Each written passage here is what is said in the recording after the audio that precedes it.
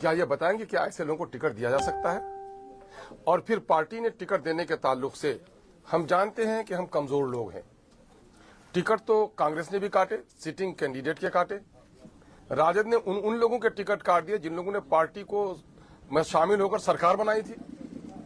लेकिन किसी के अब्बा की मजाल भी हुई कि इन पार्टियों को गाली दे, उनके खिलाफ तबसरे करे। बीजेपी ने भी टिकट काटे, लेकिन बीजेपी के लड़के क्या सड़कों पर आकर किसी को गालियां दी? क्या बीजेपी के जो धर्मगुरु हैं वो कहीं मीडिया में आए? नहीं दिखे। तो मेरे भाई, हम लोग इस बात को मानते हैं कि मुसलमान पिछड़ा है और सीमांचल पिछड़ा है। ये सारे तमाशे दिखे तो सीमांचल में दिखे। और अफसोस है कि आवारा लड़के, ना समझ बच्चे, हमारे नादान बच्चे जिनको समझ नहीं है, हालांकि कई बच्चों ने जज्बात में उस दिन हम लोगों को गालियां दी, आके माफी मांगी। ये बच्चे, इनका कसूर नहीं है, लेकिन समझदार लोग जो डायरेक्टर इन चीफ थे इनके पीछे, उनके बारे में सोचिए कैसे कैसे लोग हैं। सबसे ज्यादा बदनाम अगर मुझे किसी ने किया तो मेरे फैमिली के आदमी चचा असलम साहब ने किया।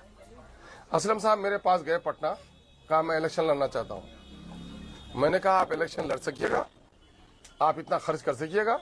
कोचाधामन के इलेक्शन में बहुत ज्यादा खर्च होता है और मैं कोचाधामन नहीं लौट रहा हूं कि मेरे पास पैसे नहीं है, और वहां लड़ने की आप हिम्मत कर रहे हैं? तो भाई जमीन आप बनाइए, अगर आपकी सलाहियत होगी, लोग आपको चाहेंगे तो आपको हम लोग टिकट देंगे। सर्वे करवाया हम लोगों ने, कम से कम हर पंचायत के कारकुनों से उनके बारे में पूछगछ की, तो पता यह चला कि हजरत की हालत अच्छी नहीं है। और जहां तक मैं उनको जानता हूं, उनको इलेक्शन लड़ने की सलाहियत भी नहीं है। आइए सरवर साहब बैठिए, सलाहियत भी नहीं है उसको। अरे पंचायत में आप हार गए थे, मुखिया संघ के अध्यक्ष भी थे, ज्यादातर कोचाधामन में जानते थे मुखिया, और उस तरह आम आवाम नहीं जानती थी आपको। आप जो लोगों के दरमियान में फिरे, आपके रफ्तार में वो 10 किलोमीटर से 40 किलोमीटर 50 किलोमीटर आपकी जो गाड़ी दौड़ी, वो इमाम के घोड़े पर सवार होने के नतीजे में, और उसकी रफ्तार और दोगुनी हो गई जब आपने जाकर कहा कि मैं अख्तर ईमान का चचा हूं। तो हर जगह हमारे कारकुनों ने उसका खैर मकदम किया। ये गलतफहमी हो गई उनको कि मैं बहुत पॉपुलर नेता हूं। जब अवामी सर्वे किया तो उनकी हालत अच्छी नहीं थी। फिर हम लोगों ने ये किया कि सारे कैंडिडेट से हम लोगों ने कस्में खिलाई थी जिस पर लोग तबसरे करते थे। हम लोगों ने कहा कस्में इसलिए भी खिलाता हूं कि कुछ लोगों के चाल चलन अच्छे नहीं है, कल क्या बोलेंगे, और कस्में इसलिए भी खिलाता हूं कि ताकि जीत के जाए तो असेंबली में कसम खाने में इसको आसानी हो।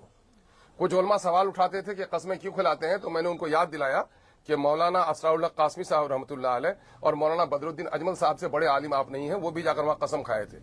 इस्लाम में कसम खाने की और कसम को तोड़ने के सिलसिले में शरई हुक्म मौजूद है, और कस्में खाने के बाद कस्में तोड़े। असलम साहब ने कस्में खाई और कसम खाने के बाद उसने कसम को तोड़ा। उसने वादा किया था, एक बार तो कसम खाई, उसने ओथ लिया पार्टी के उम्मीदवार होने की हैसियत से, और फिर उसको बिरादर जनाब अब सादिक समदानी साहब बड़े भाई हमारे हैं, उनको लेकर आए वो, और उन्होंने कहा कि साहब हम दोनों में से किसी को टिकट मिल जाए कोई फर्क नहीं पड़ेगा, हम लोग एक दूसरे का साथ देंगे। मैं यूं ही ऑफिस में निकल रहा था, देखते हैं कि भाई मुखिया साहिब साहब सरवर के अब्बा वो आ गए और उनका हाथ पकड़ के लेके आए चचा असलम साहब, और मुझको कमरे में लेके गए, जरूरी बात करनी है। और मुखिया जी ने कहा कि यही हमको लेके आए हैं। भाई क्यों लेके आए हैं? बोले आपको ये कहने के लिए आए हैं कि हम दोनों में से, चाहे सरवर को दीजिए, हमको दीजिए, हम दोनों में से किसी को टिकट दीजिए, हम उसका साथ देंगे एक दूसरे का। मैंने कहा यह बात सही बोल रहे हैं आप? बोले सही। मैंने लड़के को बुलाया, आओ जी अंदर आओ। मैंने कहा बोलिएगा मोबाइल के सामने में, मोबाइल के सामने में। फिर अल्लाह के हवाले से उसने खुद ही इकरार किया। क्या इतने कस्में खाने के बाद उस आदमी का जो तरीका रहा है, मुझको गालियां देते, मैं दरवाजे पर जाता मुझ पर जूते फेंक देते आप, लेकिन मेरे साथ जो आपने बदसलूकी की है, क्या एक कोई शरीफुल नफ्स इंसान ऐसा कर सकता है? मेरे मरहूम वालिदैन तक को आपने नहीं बख्शा।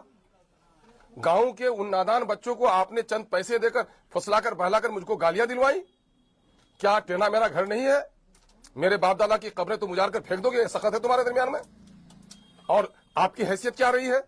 आप जब भी मैं इलेक्शन लड़ा, सबसे महंगे वर्कर हमारे वो थे, पैसे हमसे लिए, आप पैसे मेरे वर्कर्स को, मेरे कारिंदों पर खर्च करने से ज्यादा अपने पंचायत के इलेक्शन लड़ने के लिए किया। चंद लोग हैं जो आबाई तो दुश्मन है हमारे वहां, वो 2-3 लोग हैं जिनके पेट में हजम नहीं होता है। अरे अख्तुनिमा, मैं जीत पर कभी इतराया नहीं। अल्लाह तबारक तआला ने मुझे तौफीक बख्शी, आवाम ने पसंद किया, मैं इस जगह पर हूं। तुम्हारे जलने से क्या हो जाएगा जी?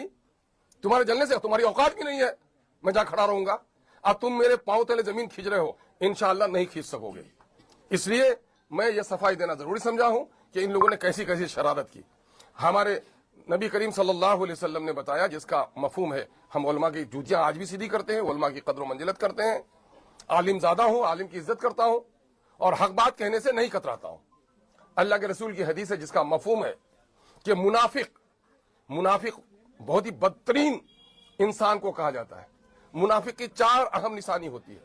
बोले तो वो झूठ बोले, अहद करे तो अहद को न निभाए, वादा करे तो फरामोश कर जाए, जब गुस्से पर आए तो गाली गलौज पर उतर आए।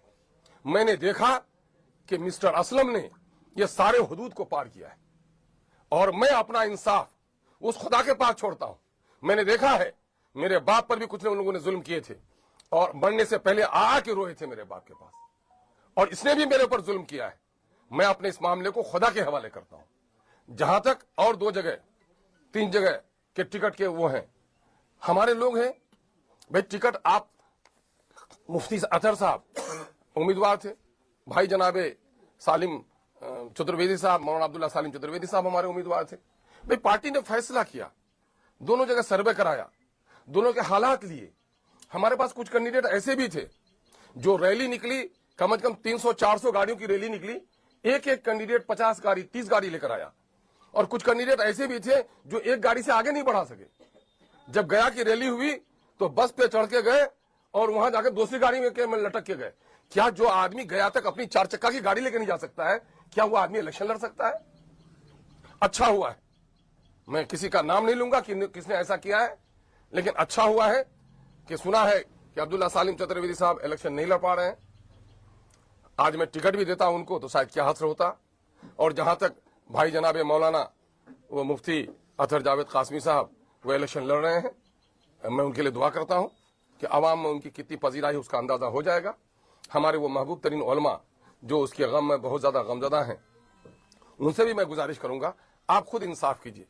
आप आलिम दीन हैं, क्या कसम खाने और कसम के तोड़ने का आम आदमियों को कितनी आप रजील कहते, लेकिन आपके बिरादरी ने कसमें खाकर कसमें तोड़ी हैं, तो जरा उसको भी रखिए।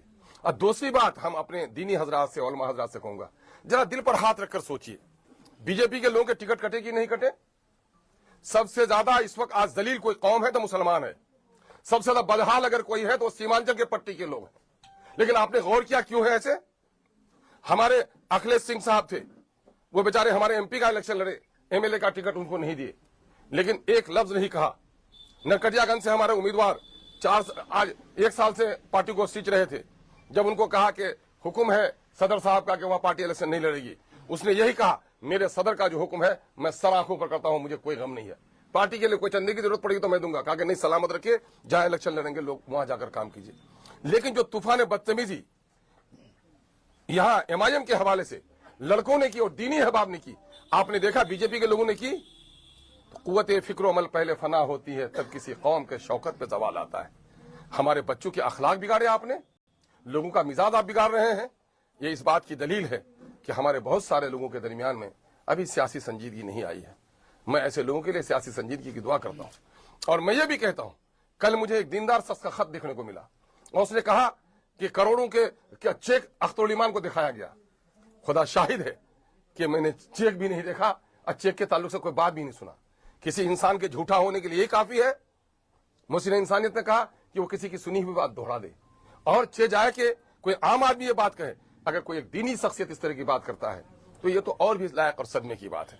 भाइयों, चूंकि मैं इस बहस को आगे नहीं बढ़ाना चाहता, आप लोग पूछ रहे थे क्या है पैसे का मामला, क्या क्या टिकट कटा, लोग कह रहे थे, तो मैं समझता हूं कि मैं शुरू और आखिरी बार ये सफाई पेश कर देता हूं और बाकी अपने ऊपर वाले पर छोड़ता हूं कि ऊपर वाला तू ही इंसाफ कर। जो झूठ इल्जाम लगाएंगे उसकी सजा तुझसे बेहतर कोई नहीं दे सकता है। और जहां तक सब्र करने का ताल्लुक है, मैं सब्र करूंगा ऐसे मौके पर, क्योंकि मैं जानता हूं मैं जिस कौम के पैर के कांटे निकालने के आया हूं उसको नादानी है, वो कौम, उसके कांटे निकाल रहा हूं। बाप दादा ने वोट दिए कांग्रेस को, कभी अपना हक मांग सके? राजद को जाकर के वोट दिया, कभी अपना हक मांग सके? सीमांचल में आज अवैसी साहब ने आकर यहाँ के नौजवानों को हौसला दिया है, जबान खोली है, और आज सीमांचल में एमआईएम का एक अकलौता एमएलए रहते हुए मैंने अमोर बैसा की जो खिदमत की है वो सबके सामने में है। और आज जो कुछ भी कर रहा हूं पूरे बिहार में मुसलमानों पर, दलितों पर जुल्म हो, तो आज सबसे पहले कोई आवाज उठाता है उसका नाम MIM है, उसका नाम अख्तरुल ईमान है। सनोबर जली क्या तुम्हारी बेटी नहीं थी? गुलनाज को मारा गया तुम्हारी बहन नहीं थी?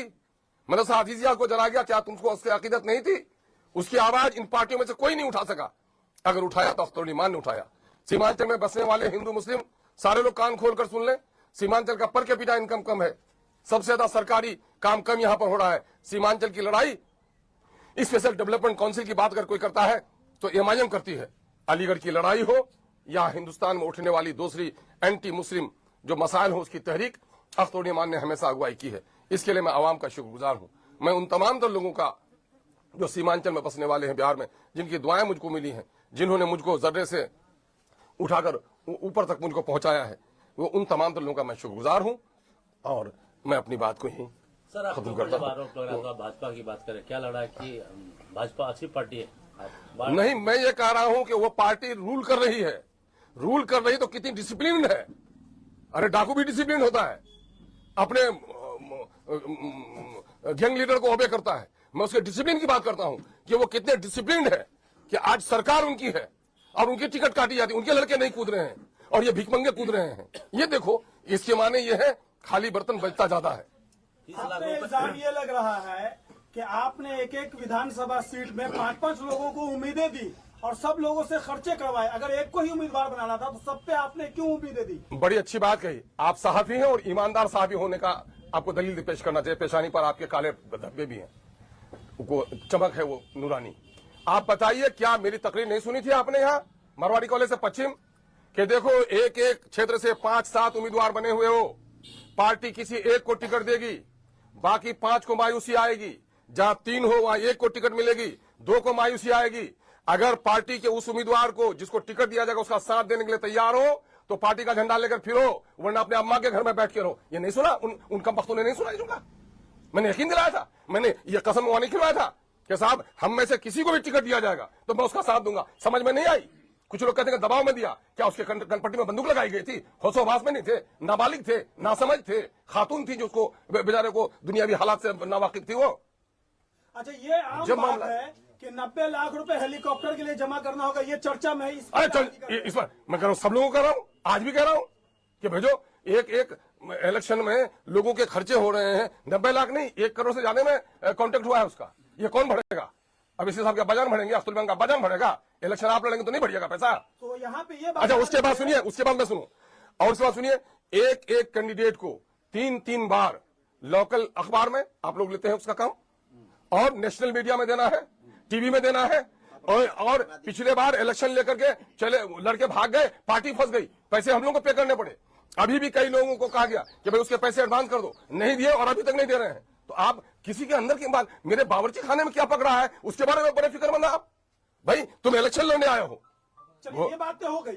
सीमांचल पिछड़ा है, सीमांचल की पसमानदगी की अक्सर आप लोग बात करते हैं, MIM बात करती है। असद साहब हो या आपके MIM के दीगर लीडरान हो, हैदराबाद जो डेवलप इलाका है वहां पे आप बाइक से, 4 व्हीलर से आप चुनाव कैंपेन करते हैं। इस गरीब इलाके में गरीब इलाके के लोगों से पैसा लेकर हेलीकॉप्टर से आप चुनाव कैंपेन। अच्छा, आप क्या बात करिए तो कि आप आए कहां से? भी आप आए कहां? शहर से आए ना, मोटरसाइकिल लेके आए, ससुराल लड़िया है ना, मोटरसाइकिल लेके जाइएगा बेगम को लेके, 4 चक्के पर जाइएगा। अरे 4 चक्के पर जाइएगा और यहां से बम्बई जाइएगा तो हवाई जहाज पर जाइएगा। ये बात बताइए, 10 दिन का कलील वक्फा है मेन कैंपेन का और हमारे 30 कैंडिडेट हैं, 29 रह गए हमारे। तो इन कैंडिडेट के दरमियान में सारे इलाके का दौरा करना ये पॉसिबल है उस नेता के लिए? पॉसिबल है कि अकले सलीम रखने वाला कोई दीवाना तो ये बोल सकता है। और जहां तक अकले सलीम रखने वाला कोई दीवाना जिसको मालूम नहीं है जोग्राफिया, वो जोग्राफिया पढ़ ले कि पूरे पार्लियामेंट इलेक्शन में, असेंबली इलेक्शन जो लड़ती है हैदराबाद में पार्टी, वो 40 किलोमीटर के रेडियस में लड़ती है। और यहाँ 3 मैंने अगर लंबाई चौड़ाई जोड़िएगा तो कम से कम 2000 किलोमीटर का सफर हमको तय करना पड़ेगा। तो अगर उसको अकल नहीं है कि 40 किलोमीटर की दूरी तय करना और 2000 किलोमीटर की दूरी तय करना, तो उसके अकल पर अल्लाह वो करे, रहमत नाजिल फरमाए। सर जी, आपने कहा कि कोचा धामन में चुनाव लड़ने में काफी खर्च होता है, तो क्या पैसे देकर के वहाँ लोग वोट डालते हैं? नहीं, दौड़ाते बहुत हैं लोग, दौड़ाते बहुत हैं, कैंपेन में बहुत ज्यादा वो करते हैं, रैलियां बहुत ज्यादा निकलती हैं। अब मुमकिन है जो बात आप कह रहे हैं उस बात से भी इनकार किया सकता है क्या? वो हर जगह का मामला है, कोई कोचा धामन का मामला नहीं है। कोचा धामन में हमारे कुछ धनपशु लोग हैं, धनपशु लोगों ने दौलत की ऐसी नुमाइश कर दी है कि जिससे आम लोगों का खाना मुश्किल हो गया है। आप नहीं देखते लुटेरे लोगों ने कैसे पैसे खर्च किए, आप नहीं देखते धनपशुओं ने कैसे कैसे पैसे खर्च किए। तो ये बात आप लोग, इससे बड़ा गवाह कौन होगा आपका हमारा। अच्छा, एक आखिरी सवाल अख्तर साहब हमारी तरफ से। नहीं, अल्लाह हयात बख्शे, आखिरी सवाल नहीं, अभी आपको के प्रेस कॉन्फ्रेंस के ताल्लुक से अभी आपसे आखिरी सवाल, बाकी और साथी लोग भी करेंगे। तो मेरा सवाल ये है कि जब आप 5 उम्मीदवारों को आपने उम्मीद दी है, तो आपको अगर टिकट ही लेना और इखलास के साथ, अगर पैसे का खेला नहीं हुआ और जो इल्जामात है वो बेबुनियाद है, तो ऐसी हालत में कुरान अंदाजी आपने क्यों नहीं करवाई? कुरान अंदाजी क्यों करवाएंगे? कुरान अंदाजी उस वक्त कहता है आदमी जब सस्पिशन हो, 2 बराबर नंबर लेकर आए तो आगे की सीट में कैसे बैठा जाए, कुरान अंदाजी कर लीजिए। 2 बीबी है, दोनों को सफर में ले आने के तैयार है, किसी एक का सीट है तो कुरान अंदाजी करिए, जिसका नाम हो उसको लेके जाइए। कुरान अंदाजी में नहीं होता है जो लड़का 30 मेरे लिए सातू हाय दिल